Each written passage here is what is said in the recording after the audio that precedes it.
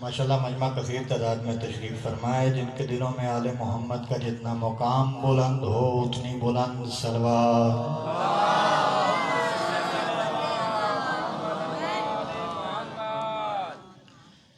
بسم اللہ الرحمن الرحیم،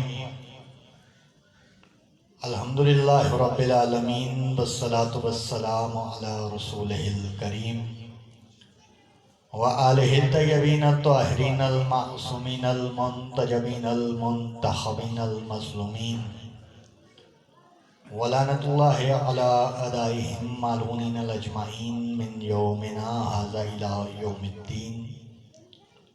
اما بعد، فقد قال اللہ سبحانہ فی کلامہ المجید والفرقانہ الحمید وقولہ الحق۔ بسم اللہ الرحمن الرحیم، وما آتاکم الرسول فخذوہ وما نہاکم عنہ فانتہوا۔ صلوات پڑھیے گا بابا۔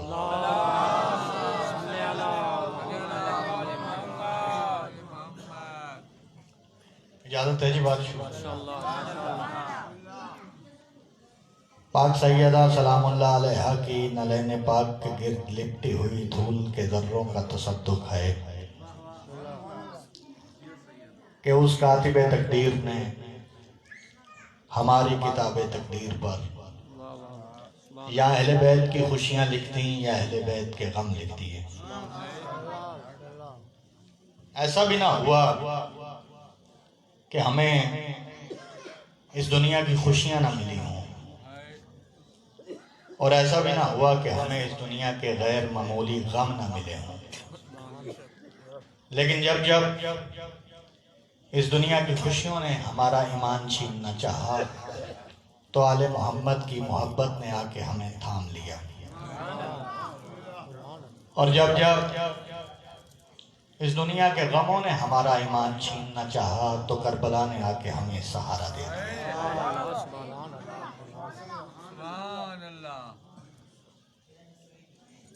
بڑی دور سے آیا ہوں، میں یہ تو نہیں کہوں گا کہ آپ بولیں آپ بولیں آپ بولیں۔ جن کے دل میں آل محمد کی محبت ہے ان تک جب آل محمد کے فضائل پہنچتے ہیں تو وہ ہاتھ خود ہی اٹھ جاتے ہیں۔ اور رہی بات مجمع کی تو مجمع لاکھوں کا ہو یا ایک بندے کا ہو علی والی تو بات کرنے کا لطف آتا ہے۔ میرے سامنے سارے علی علی کرنے والے بیٹھے ہیں، مجمع کی تعداد کا تعین کر کے کبھی میں نے پڑھا ہی نہیں ہے۔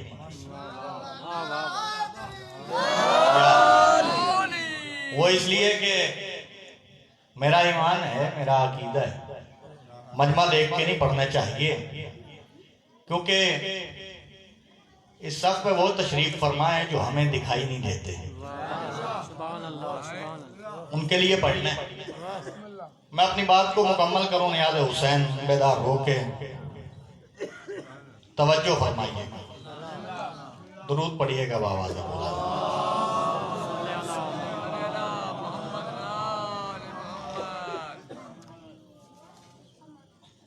جناب سیدہ صلوات اللہ علیہ کی ذات پہ بلند صلوات۔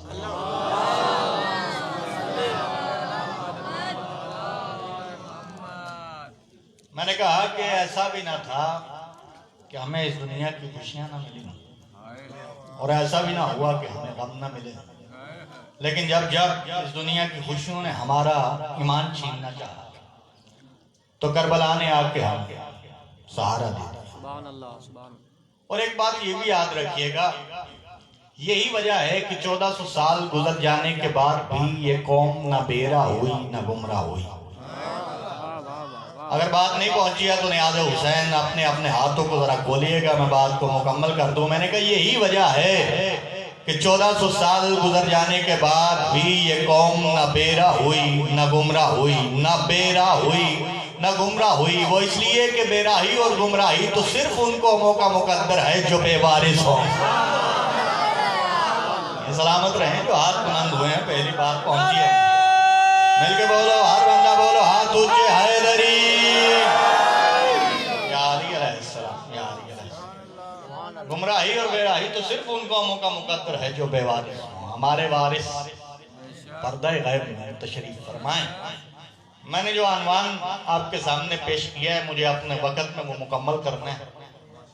اللہ نے قرآن میں فرما دیا ہے جو میرا رسول دے اسے لے لو، جس سے روکے اس سے رک جاؤ۔ یہ نہیں کہا کیا دے، فرمایا جو بھی دے اسے لے لو۔ لیکن یہ بات سمجھنے کے لیے پہلے یہ سمجھنا پڑے گا کہ اختیار رسول کیا ہے۔ جب تک اختیار رسول سمجھ نہ آئے میرے محسن، تب تک یہ پتہ نہیں چلے گا کہ کیا دیں، کیسے لیں، کس سے روکیں۔ اختیار رسول سمجھا دوں، نیاز حسین توجہ کیجئے گا۔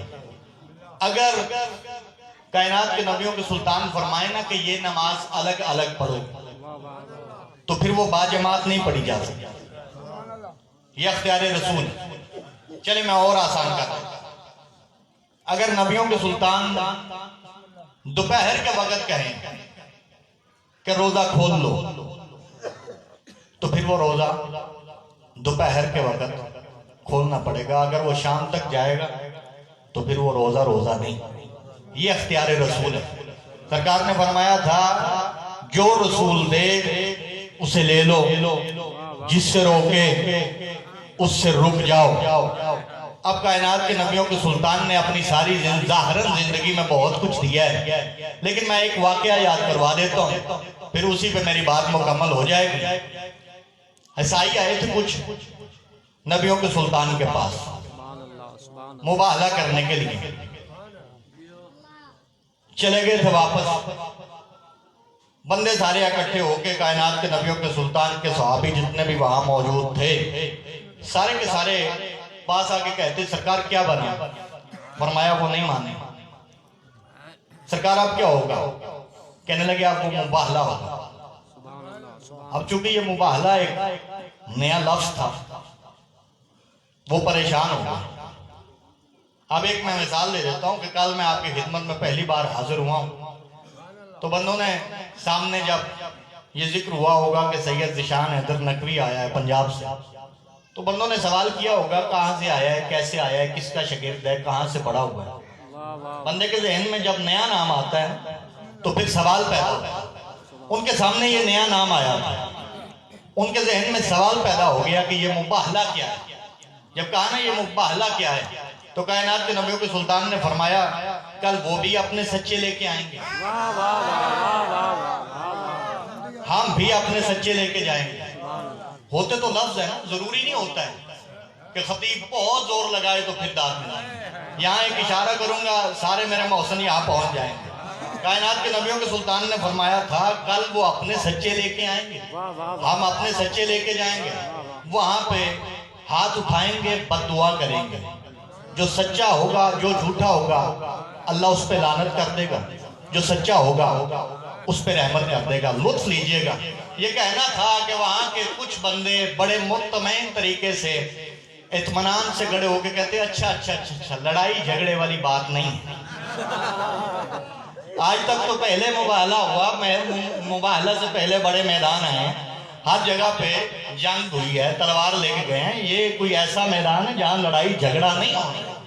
یہ سارے کے سارے بڑے خوش ہو کے اپنے گھر میں چلے گئے کہ بس رات علی بادشاہ کے نام کے اتقاف میں گزر گئی۔ صبح کے سورج نے اپنی خبیدہ آنکھوں سے پلکیں ہٹا کے سلمان کے چہرے کی زیارت کر کے کہا یا علی مدد۔ یوں کیوں نہ کہوں کہ نماز کے پیچھے نماز ہو گئی، اور نماز کے پیچھے نماز ہونے کے بعد کائنات کے نبیوں کے سلطان اپنے گھر کی طرف چلے۔ گھر میں پہنچے، اپنے سچوں کو ساتھ لیا، دروازہ کھولا۔ اب میں دیکھوں گا کون کون بندے ہیں جو اس ایک اشارے پر لطف لیتے ہیں۔ نیاز حسین جا کے یہ جملہ سنیے گا، کائنات کے نبیوں کے سلطان نے جا کے اپنا دروازہ کھولا، سامنے دیکھا کہ اپنے آپ کو بہت سے سچے سمجھنے والے سارے کے سارے دروازے کے سامنے کھڑے تھے۔ کائنات کے نبیوں کے سلطان انہیں دیکھ کے کہتے تم کدھر؟ پیچھے رہ گئے ہیں، ابھی پیچھے رہ گئے ہیں۔ نیاز حسین توجہ فرمائیے گا، تم کدھر؟ کہنے لگے آپ نے تو سرکار فرمایا تھا کہ کل سچوں نے جانا ہے، یہ کہنا تھا کہ کائنات کے نبیوں کے سلطان فرماتے ہیں یاد رکھو یہ اس وحدہ لا شریک کی سچائی کی بات ہے، اور اس کی سچائی کو ثابت کرنے کے لیے میری زہرا سے سچا کوئی نہیں۔ اس وحدہ لا شریک کی سچائی کو ثابت کرنے کے لیے میری زہرا سے سچا کوئی نہیں۔ یہ میں جملہ مکمل کرنے سے پہلے آخری جملہ ہے فضل، ایک بات کرنا چاہتا ہوں۔ یہ جو خطیب ہوتے ہیں نا یہ داد کے بڑے حریص ہوتے ہیں، جتنی بھی داد ملے بندے کے ذہن میں ہوتا ہے کہ اس سے بہتر ہونی چاہیے، اس سے زیادہ ہونی چاہیے، کیونکہ یہ دربار ہی ایسا ہے کہ یہاں سے بے حساب ملتا ہے۔ یہ دربار ایسا ہے یہاں سے بے حساب ملتا ہے۔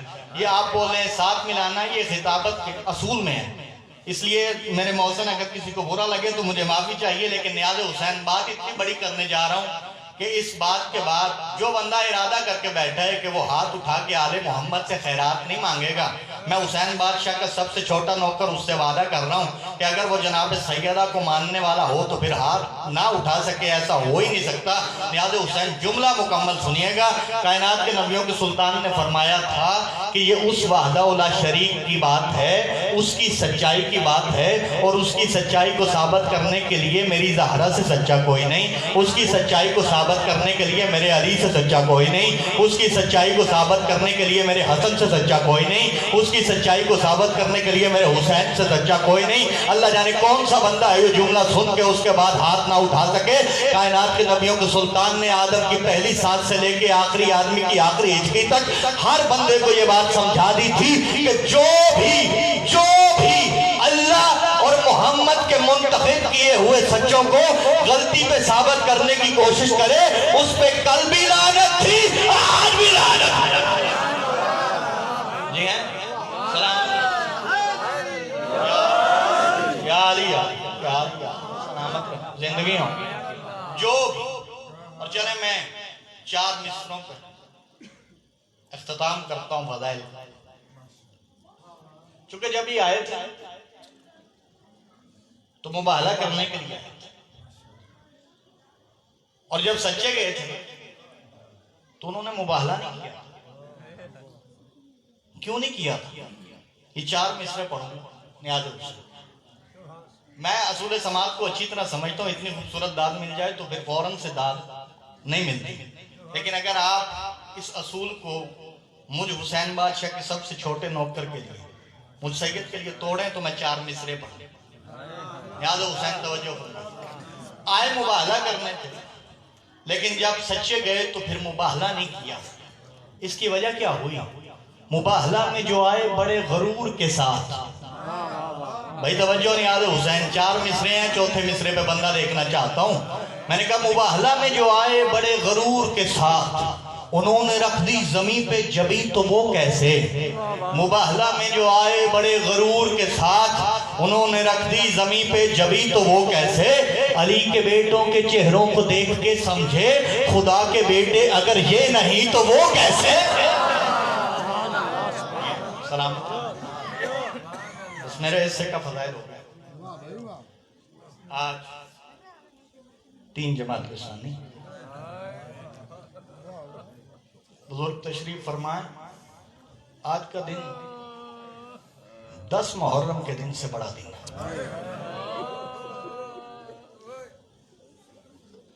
بندہ یہ نہ کہے کہ آج کا دن 10 محرم، آج کا دن 10 محرم کے دن سے بڑا دن ہے۔ آج سے آغاز ہو گیا، آج سے آغاز ہو گیا آل محمد کے گھر کی غربت۔ آپ یہاں تشریف فرمائیں، حسین بادشاہ کے عدالار ہیں، حسین بادشاہ کی پاک اماں کو پرسہ دینے ہیں۔ میرا حق نہیں ہے کہ میں مسائل جناب سیدہ پڑھوں، وہ آخری بندہ جو پڑھے گا اس کا حق ہے۔ لیکن ایک بات بتانا چاہتا ہوں کہ جس صف پہ آپ بیٹھے ہوئے ہیں اس کی ابتدا کس نے کی ہے؟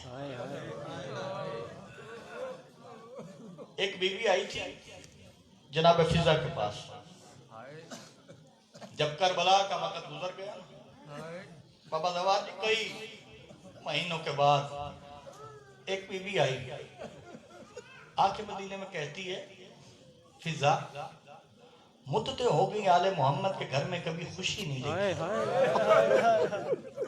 آل محمد کے گھر میں سب سے خوشی کا دن کون سا تھا؟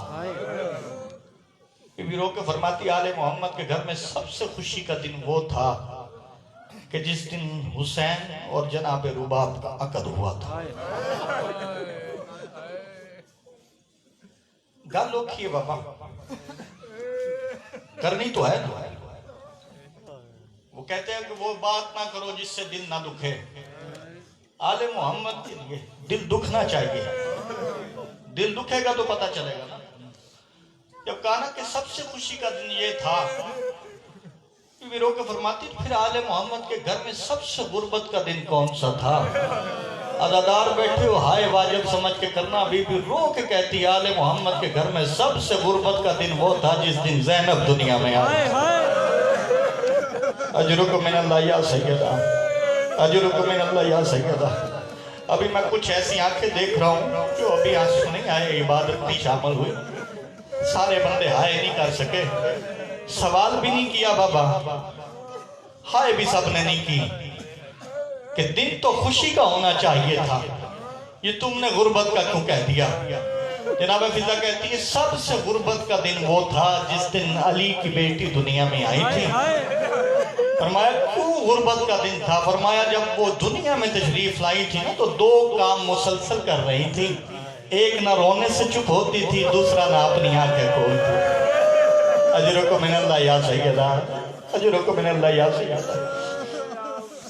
بلا تشبیہ یوں جناب سیدہ نے اپنی چند لمحوں کی بیٹی کو اپنے ہاتھوں پہ اٹھایا، آواز دے کے کہا زینب